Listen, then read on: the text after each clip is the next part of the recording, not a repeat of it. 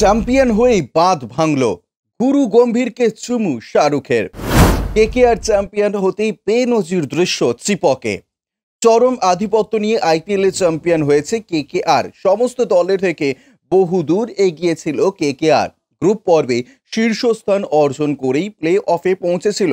আবার প্লে অফে দুটো ম্যাচেই হায়দ্রাবাদকে উড়িয়ে চ্যাম্পিয়ন কেকেআর। বাকি দলগুলো কেকেআরের সামনে ন্যূনতম প্রতিরোধও গড়ে তুলতে পারেনি। ফাইনালে হায়দ্রাবাদ শুরুর ওভার থেকেই বিপর্যয়ে পড়েছিল।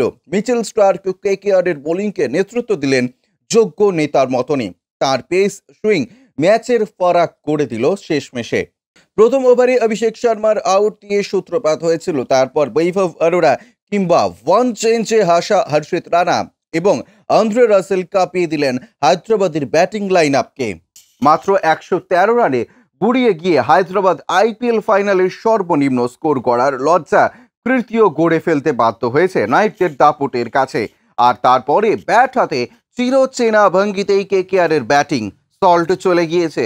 নারিন রান পাননি, তবে গুরবাজ নিজের জাত চেনালেন। ভেঙ্কটেশ আইয়ার ব্যাট হাতে তাণ্ডব করে গেলেন, সেও পিছে গিয়েছিল হায়দ্রাবাদ। 23 বলে 52 রান করলেন কেকেআর। ইনিংসের জয় একদম সহজ করে দিলেন ভেঙ্কটেশ। আর কেকেআর তৃতীয়বার চ্যাম্পিয়ন হওয়ার সঙ্গে সঙ্গেই যেন নতুন মহানায়ক পেয়ে গেল আইপিএল দুনিয়া। নেতা হিসেবে কেকেআরকে শেষে দুবারই চ্যাম্পিয়ন করেছিলেন। তারপর এক দশক তার অনুপস্থিতিতে কখনোই মারণ মূর্তিতে আবির্ভাব ঘটেনি নাইটদের। তবে তিনি এবার মেন্টর হিসেবে ফিরতেই কেল্লা ফতে ফের সেই পুরনো দাপট দেখেই চ্যাম্পিয়ন কেকেআর। আইপিএল জয়ী ক্যাপ্টেনের পর আইপিএল জয়ী গুরু শিরোনামে তাঁর জার্সিতে সেটে গেল। ব্যুরো রিপোর্ট, ইউজে নিউজ।